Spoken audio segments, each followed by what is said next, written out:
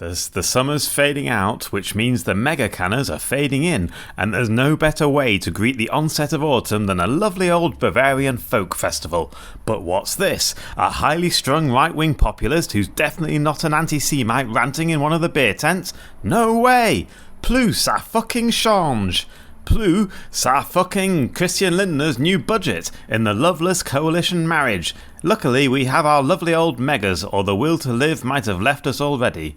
Let's do this.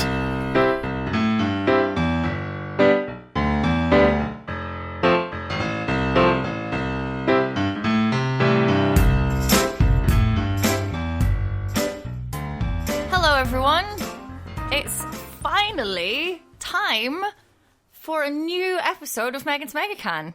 I'm very excited to be here with Konrad, who's just finishing off a gummy bear, so I'm trying to keep talking. Yeah. Hi Konrad. Hello. It's so nice to see you. How have you been? Oh, a lovely summer. Very relaxing. Got away a bit. Wandered around the moors. I went to visit the Bronte's house in Haworth. Did you? Yeah, with my mum. That was nice. That sounds really good. Yeah. Did you great. do Heathcliff? Yeah, Wuthering Heights, sort Banging of on. dancing around. Not banging on the window, smashing the window. Oh, yeah. Wuthering Heights has been sort of Kathy's ghost. sanitized by that song. It's fucking mental. It's just abusive relationship after abusive relationship. But I went to their house. It's quite interesting. Yeah. You can see it because it's not a big house, and you can see where, because they all kind of died in there as well. So it's kind of and they wrote all the books and everything, and you can see their children's room, and they drew on the walls. Really? Yeah, Oh wow, that sounds cool.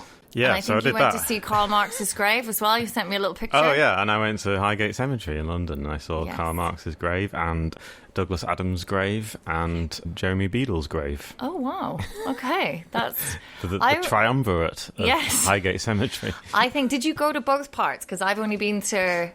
Yes, I The went one- to yeah. Ah, So there's the east and the west part, Yeah. and the west part is the old part, where the Victorian part. Most of the famous people are in the east part, the more modern bit, but the older part is the Victorian part, and that's really gothic, and they used it in loads of films in the 50s and 60s Yeah. because it's all kind of old-fashioned and haunted, and there's all these huge Victorian graves with Egyptian style. Because the Victorians Yeah. were really obsessed with ancient Egypt, and it was really fashionable. So a lot of the graves have got these Egyptian-style sculptures and shapes on them and stuff. That's quite exciting. that's. Feel Highgate Cemetery, yeah. I love And, the cemetery. I find yeah. them very soothing. Circle of Life, all of that. There's some really good ones. Yeah, no, so I'm definitely a big cemetery fan myself. Good. Anyway, I suppose on to we're life. going to have to talk about the news. I've been we could avoiding also. it. Well, you said I was eating a gummy bear, and Yes. why was I eating a gummy bear? We got a gift. We got a gift from.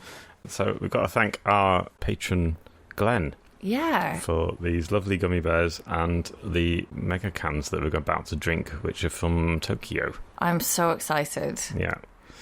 There's a Suntory highball and a grapefruit something. I can only read grapefruit, Well, it's the picture of a grapefruit by is which I also a hint. mean the picture. I obviously don't know what grapefruit is in Japanese, so I'm just looking yeah. at the picture of grapefruit. So Which one would you like? I'll have the Suntory highball, Okay, please. there you go. Thank you. Oh, you. very nice and cold. All right, Thank Glenn, you, thank yeah. you so Yeah. much. Our very, very generous benefactor. And if you would like to also be very generous, you can go to our Patreon. Yeah, Patreon /Megan's Megacan. Yeah. And if not, you can just keep reading. The can is textured. It's got a little triangles kind of thing. Oh, it's Yeah, mine has got class. that too. Oh, Mine's got these sort God. of these triangles, like little arrows. Look at it. Okay, Maybe it's- cheers. Cheers. Oh, I can smell the grapefruit from here. Ooh, that's great. Oh, it's good to be back. The thing about the Japanese ones is they're not as sweet, isn't it? No. They're a bit more. They're slightly healthier. This is absolutely delicious. To be fair, it just tastes of grapefruit juice. I Yeah. don't think I would. Oh my god. Oh, it's excellent. Glenn, his highball. You absolute legend. I do think, because we did have our big Megacan taste test, and it was a Japanese one that won, I think. So, yeah. It does make me want to go to Japan in a way that I didn't want to before, which makes me feel both kind of excited and also, why does it take a cocktail in a can for me to want to go to one of the most exciting cultures or places to visit in the world? Well, yeah. Oh, I don't know. All right. In other news, we have a live show coming up. Yeah. Tell the people what's happening, because it's doubly exciting for us, because... Well, it's the Podfest Berlin. Yes. In October. We're going to be on October 15th. 3 days in the noisy rooms in Friedrichshain. And I'll put the ticket link in the show notes, but you can go. There's loads of really good podcasts on that whole weekend. It's a really fun atmosphere. I always love a festival because you can just, there's always stuff on and you can just pop into rooms and everyone is very nice. And also the podcast crowd, we're probably your rowdiest. Everyone is just nice and friendly and polite, and no one's going to be sick on you. I don't know, maybe No, I don't think anyone. No, there's very little puke. Very little puke at the Podfest. Yeah. And we're going to be showing my movie as well while we're there. So that'll be good. And so we're going to have a screening, I think, of your film, and then we're going to have a talk live about recording of the podcast. Sorry, I've been giving these gummy bears. Glenn also sent lots of yummy gummy bears on packet 2 of 3, which I'm going to eat. Maybe a 4th. Who can tell? I'm so sorry. All right. Yeah, so come and see us on the 15th of October. We would love to see your faces. Yes. Great. Yeah. So, news. So, on my list, I have Podfest, and then thank Glenn. And then I have more fucking Nazis as our first point of business. Because, of course it is. Yeah, so have you been following the news with the Nazis? Because we talked about him recently, Hubert Aiwanger, head of the Freie Wähler, Free Voters, which is a national party, but it is only politically relevant in Bavaria, where it is part of the government at the moment. I don't think I'd realised that about the Freie Wähler for some reason, even though you've probably told me this before. I knew of them. Yeah, so it's a weird little party because they started out in the 60s. They were actually founded in the 60s, but they only ever fielded candidates in local council elections. So they're only ever a really tiny little party for local, and they wanted that to be their thing. They never wanted to be a national party. They never wanted to even be a state party. They just always wanted to be in for local councils because it was supposed to be for local people. It was local politics for local people. And only recently, partly thanks to Hubert Aiwanger, have they become more ambitious. And it was only in the last 10, 15 years when they started to field more candidates, and they started to put together a more coherent ideology and whatever. And now Hubert Aiwanger is this dominant figure in them, and he's made, I think they get about 10-15% in votes in Bavaria. But that is enough because they are in coalition with the CSU, who now need coalition partners because they can't get enough votes. So, and they're very kind of close. Their policies are pretty close to CSU. They're basically a centre-right populist party veering off slightly towards the AfD. Yeah. But yeah, and so we mentioned him before, and then a funny thing happened last week when the Süddeutsche Zeitung revealed a leaflet. I don't know what you'd call it, a Flugblatt, a flyer, that had allegedly been typewritten in 1987 when Hubert was 17 years old and circulated in his school. And it was virulent anti-Semitic. It couldn't have been worse. It was basically full of Holocaust jokes, Auschwitz jokes, Dachau jokes, and it was typed out. And what apparently happened was that his former teacher... So he was punished at the time. So a former teacher of his was so pissed off about the speeches that Hubert Aiwanger has been given that he just handed... I was wondering how this came to fucking teachers. Yes. So this was what I was thinking about this story. I want to talk to the teachers at the time because they will have some thoughts on this child and now man. Well, yeah, so this teacher apparently leaked it to the Süddeutsche Zeitung, which is a liberal paper based in Munich, national paper, but it's based in Munich. And yeah, they made a huge story about it, and it caused a bit of a scandal last week and apparently this had sort of been circulating. Like, there were a lot of rumours about Aiwanger in his teenage years, and the story was that he had been punished at the time for this Flugblatt. So it was found in his school bag, and he denies having written it, but he admits that it was found in his school bag. After he was asked to comment by the Süddeutsche Zeitung, and he refused. But then after the story came out, he did speak to the press, and he said that my brother wrote it, and here's my brother. His brother Helmut Aiwanger. He's a year older, still lives in the little town. He owns a rifle and hunting shop, and they... Great, I'm glad these people are armed. It was very Bavarian. Well, there is a bit of a story about that, too. This is such a fucking Bavarian story. I can't even... And if it's one thing Bavaria loves... So Helmut said, I wrote it. It wasn't anything to do with my brother. And, of course, it was a bit of a problem for our friend Markus Söder, who, because Bavaria is in the middle of an election campaign. There's an election coming in at the beginning of October. And so his deputy, Huber Aiwanger, who is also the deputy state premier, is both his ally because they're in coalition together, but also his opponent in the election. So the CSU is in this sort of balancing position where he can't... he would probably have liked to sack him because he wants to beat him in the election, but he also kind of needs the free voters because he wants to keep that coalition government going. Yeah. Otherwise, he'll have to go into coalition with someone who would be more controversial. The dreaded Greens. yeah, exactly. Markus Söder's worst nightmare. Better the anti-Semites than the Greens. Yeah. So he had this sort of... What did he do? What did Markus Söder do? He decided, this is really, really bad, but he demanded that Aiwanger answer 25 questions. What is this trend? Is this a thing that they do in Germany? Because I've only noticed this in the last couple of years of parties and politicians sending other parties. The FDP did it about the with Habeck's law recently, didn't they? The heating thing, they sent them a whole load of questions that they had to answer. Oh, yeah. That's what is this? Why are we going all school days all of a sudden? I don't know. I think they want to show that they're doing something, that they're criticising something, but also want to, but they want to leave the chance. He wanted to give Aiwanger a chance to kind of answer and explain himself, So he sent these 25 questions secretly. They were not published. He just said, I am sending these 25 questions. And then at the weekend, which was last Sunday, I will decide whether to sack him or not. And based on the answers to these 25 questions, which were then published on Sunday.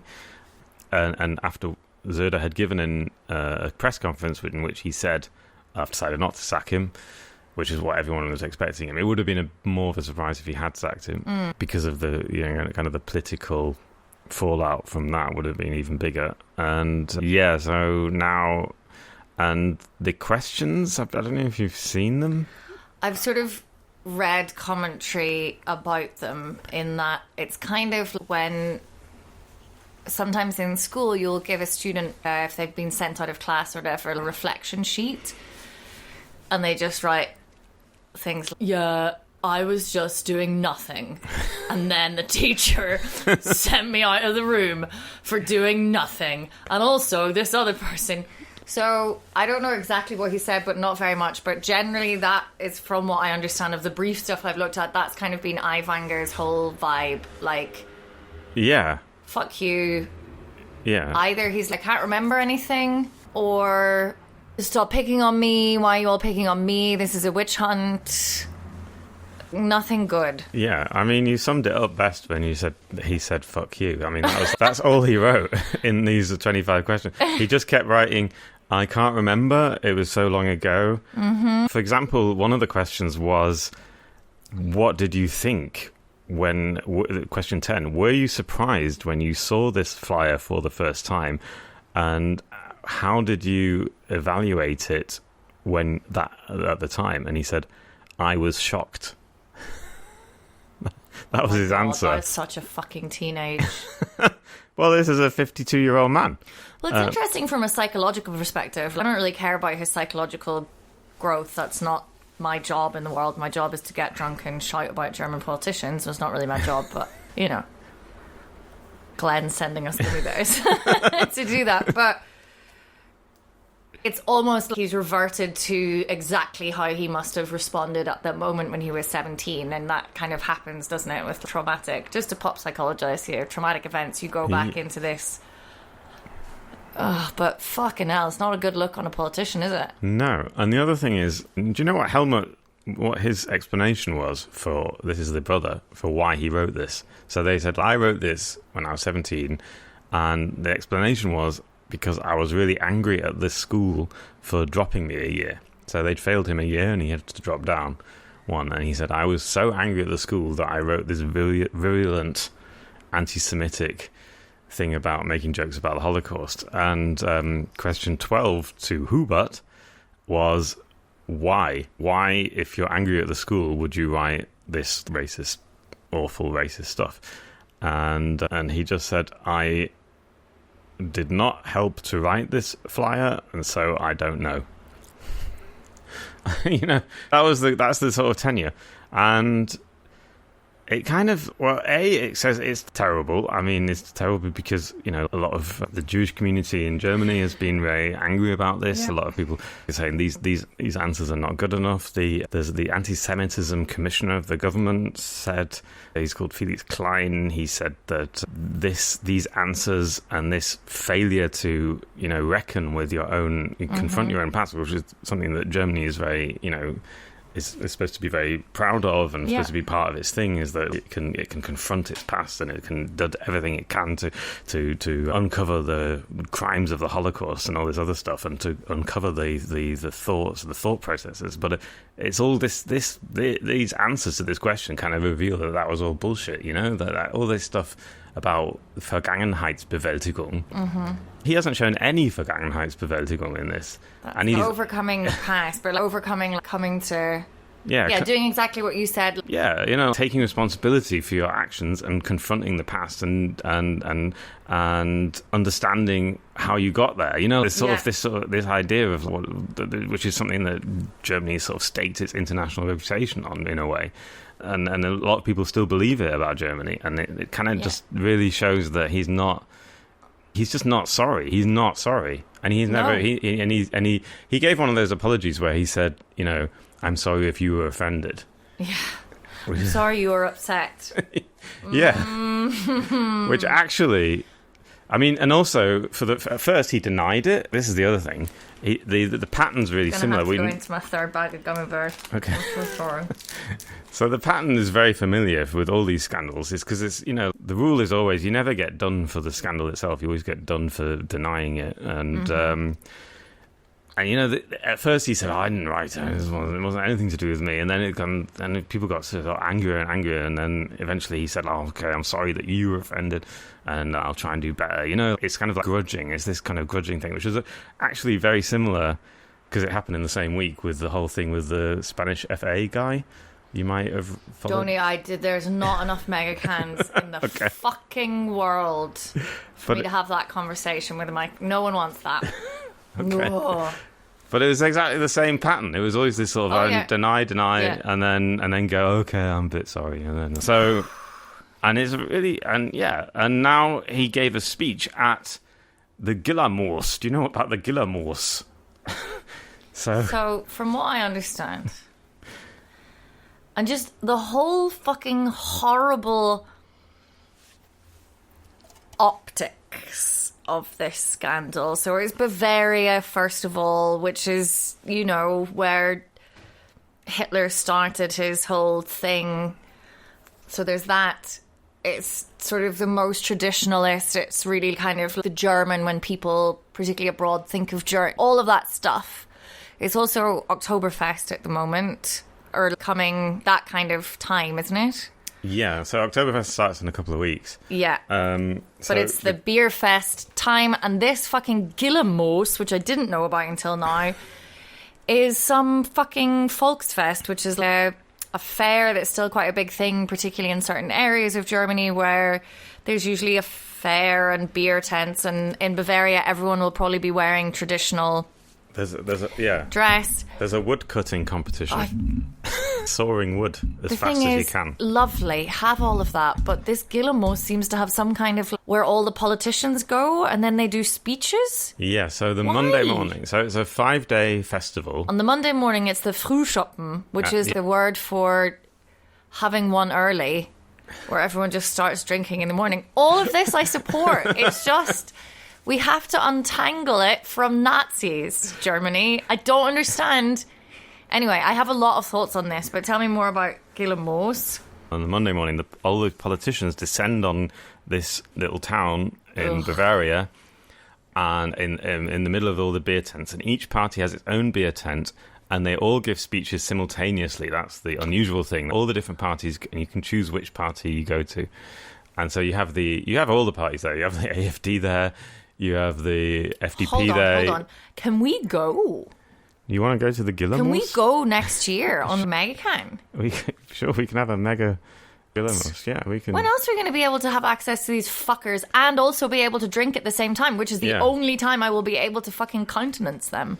So, yeah, of course, we can always go, yeah. It's an ancient... God. I actually read about... Trip. It's an ancient Catholic tradition. Of course it is. It's named after St. Giles, who was a hermit in the woods in southern France. I just read it. So they have a big party and just do all of these simultaneous speeches, and Giles is, this is exactly what I hate. So Aiwanger gave his speech, and that was obviously after this weekend where he'd not been sacked by Söder. Everyone it was highly anticipated, and obviously he was very belligerent, and he said, look, I've won. The left liberal media did not defeat me by beating, by revealing this Flugblatt, and it was bollocks anyway, and he was all kind of not sorry. And he was very, and then he just started laying into the Green Party and whatever he normally does, which we already talked about. Yeah, and Söder gave a speech, and also Friedrich Merz gave a speech. Would you like to know what Friedrich Merz said? No, but I suppose you have to tell me. The purposes of why we're here. So he had a little section where he talked about the media, and he said the media's responsibility is to reflect opinions from all sides. And he said, I especially want to address not just the private media, but also the public media. And then he said this line, which was, because Kreuzberg is not Germany, Gillamoos is Germany. Well, Friedrich, my friend, we are going to bring our not Germany independent news, whatever the fuck this is, to fucking... No, we're fucking going, Konrad. That's it. Let's go. I'm gonna book the train. I don't give a fuck. Fucking Kreuzberg is not Germany. Gillamoos is Germany. But it needs to reflect all sides, but also I'm going to make it very clear which side. You can't say it needs to be all sides and then say not that side, though, because what you're saying, Matt, is it's just one side. What the fuck? So, we're recording this in Kreuzberg, by the way, if anyone doesn't know, which is Well, little did we know, we are public enemy number one for Friedrich Merz. This is what we are, exactly the people that he's thinking about when he's talking about the left liberal media in Kreuzberg. That is us. Class. Delighted. Yeah. Okay. Yeah. I have. Oh, God. So that's the Gillamoos. And I should talk about Söder's speech. It wasn't at the Gillamoos, but he also did a speech in which he was criticizing Söder, not Söder, he was criticizing Aiwanger, and he said, what I've noticed is that there are a lot of the politicians who they have a big mouth when they tour around the country doing speeches, but when they come to Munich and they have to deal with me, they get a lot more quiet. And when he did fucking Marcus, wind your fucking neck in. And he was obviously talking about his rivalry with his deputy Hubert Aiwanger, and he did a kind of impression. Now he did this I can't do the voice, but he was doing this impression of He didn't name him, but it was clear that he was trying to do Hubert Aiwanger. And he sort of did this sort of, I will change everything in Munich, and that. And people listened to that and said, hang on, you were doing a Hitler voice. Are you saying that Hubert Aiwanger is Hitler? And then he was, oh, no, obviously not. That's absurd, you know? So that was quite funny. You can't, yeah. So I thought it was funny. Anyway. Okay, so... We've talked about all this quite a long time. We still have to talk about I know. the other stuff. So meanwhile, There's two things on this. One, and both of them are worrying. So first of all, this is so fucking boring. Because all we do, it's the same, like you said, it's the same fucking playbook from these people. And also this media hand-wringing around Aiwanger and... Everyone like, oh, that's terrible. As soon as someone makes an Auschwitz joke, it's like, oh my God, we're Germany, we can't have that. And you read their fucking Wahlprogramm. They're in government in one of the massive fucking Bundesländer in Germany. They govern over fucking millions of people, right? Their fucking manifesto is just the most right-wing bullshit nonsense. They want to support German minorities abroad. And up their profile in these Eastern Europe... in what? More Germany and Eastern Europe? It's not surprising. These people are... And track it back, of course they were the assholes making Holocaust jokes in school. We need to get better at this. And stop doing it in this. And I'm not saying that it doesn't happen very genuinely a lot of the time. And I think that Germany, the institutions that are working towards that should be... rightly proud of that. But I think there has always been, and this is my second thing which fucking concerns me, from almost the minute that like the fucking thing was whatever happened in 1945, there has been a group of people for whom there weren't really consequences, or it was somehow you could get around it, and it is then playing into the idea of men, particularly from a certain generation, white, cis, heterosexual men, they just never have to face up to any of this. I don't know. And it sucks. And I'm bored talking about it. And then they all put on their fucking lederhosen and go and rant about people in Kreuzberg. We're the fucking problem. It's fucking boring. And I don't know what it's going to take for them, because it's so obvious they're not doing any of the anti-racist work that other people are trying to do. Yeah, well, that was exactly what Felix Klein, the anti-Semitism commissioner, said. He said that this kind of thing sets Germany back when all the schools and all the memorials that are trying to do work to bring people, educate people about the Holocaust. Is this kind of and like say you're teaching the next generation of these fuckers, right? And you're in one of these schools where teachers have had to leave because they've been bullied out of it basically by students who won't listen to their anti-racist teaching basically. What hope do you have when you still get to be in government? And not only did you do something dumb when you were 17, but your apology for that is fuck you. Fucking liberals, shut the fuck up. I'm going to the beer tent. Exactly. What hope have we got? It's a good question. Well, meanwhile, in Berlin, a bit closer to Kreuzberg, the German government presented its budget today. Did it? Thanks to our finance minister, Christian Lindner, of the FDP. Good lad. And, yeah, so what do you think the tenure of this budget was? The tenure? The tenor. The tenor of this budget was. I know it's been quite... Considering who Christian Lindner is, what do you think his main... Oh, God. We need to save money or something, and we're not going to raise taxes, particularly not on rich people, and more money to the Autobahn. It's so predictable. You don't even need to read the news, do you? You can just guess what he's going to say. So Christian Lindner has made a big thing of this debt break.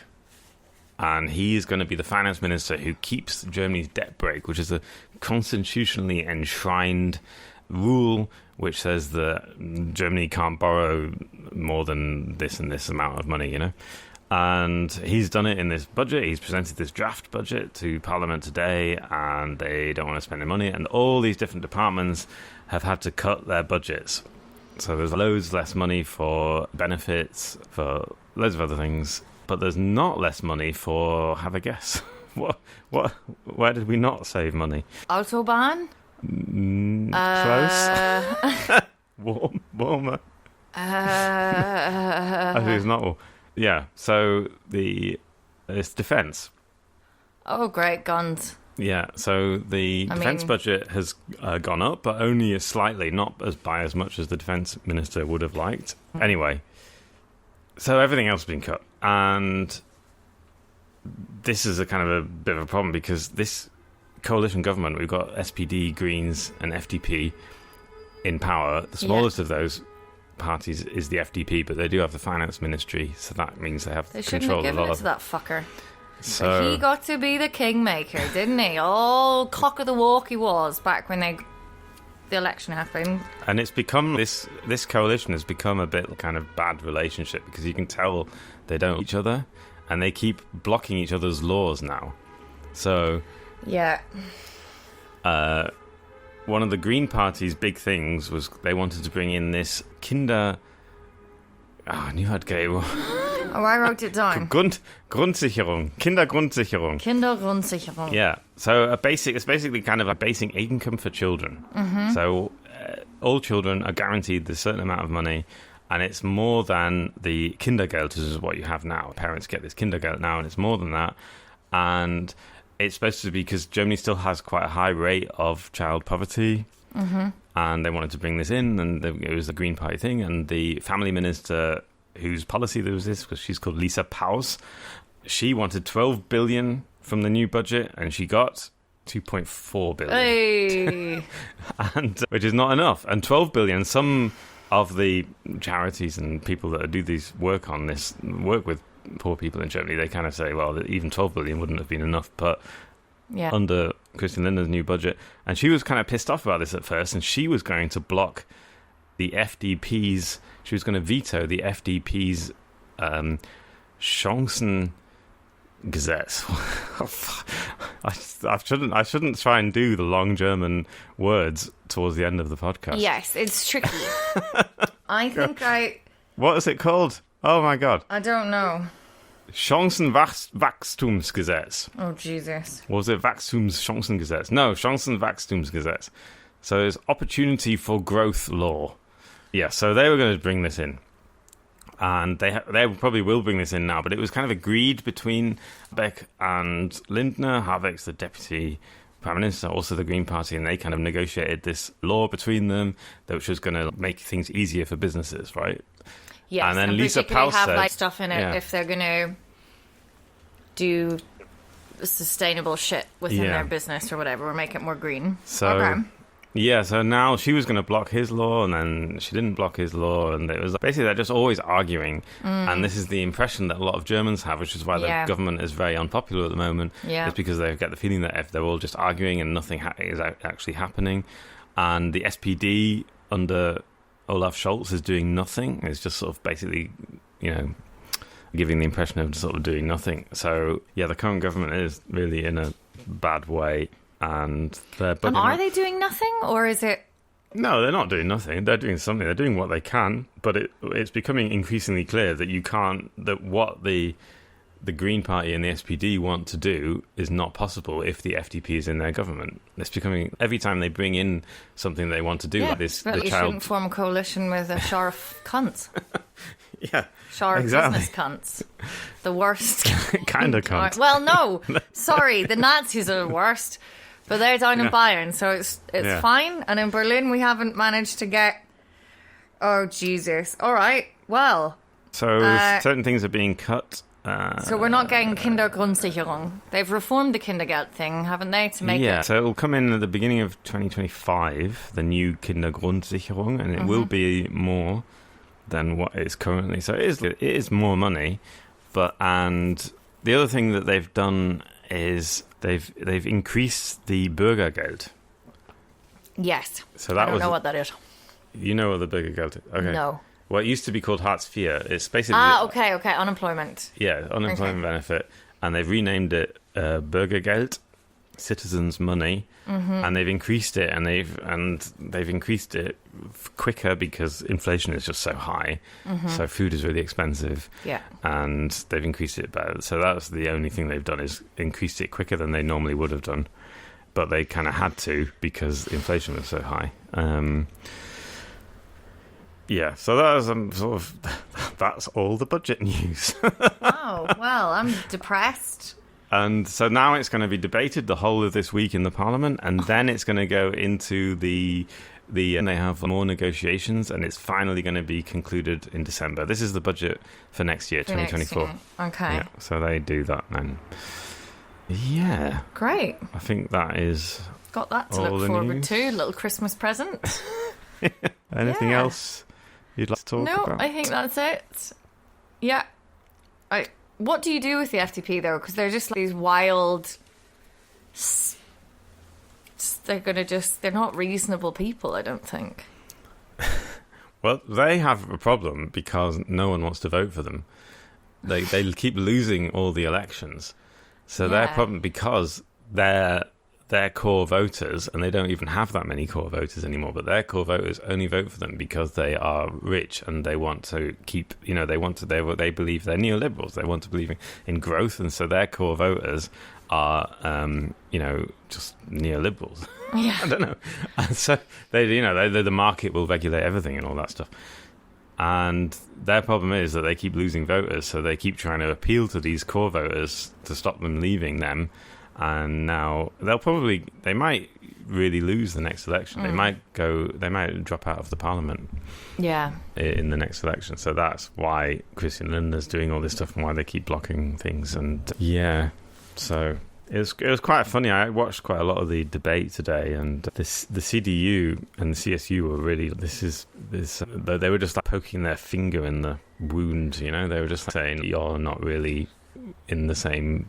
You're not really in this government, are you? You're actually just trying to do your own thing. And why don't you join coalition with us? They were saying, Yeah. Wow. Okay. So I'm afraid I haven't got any happy news from the I'm budget. delighted we're back.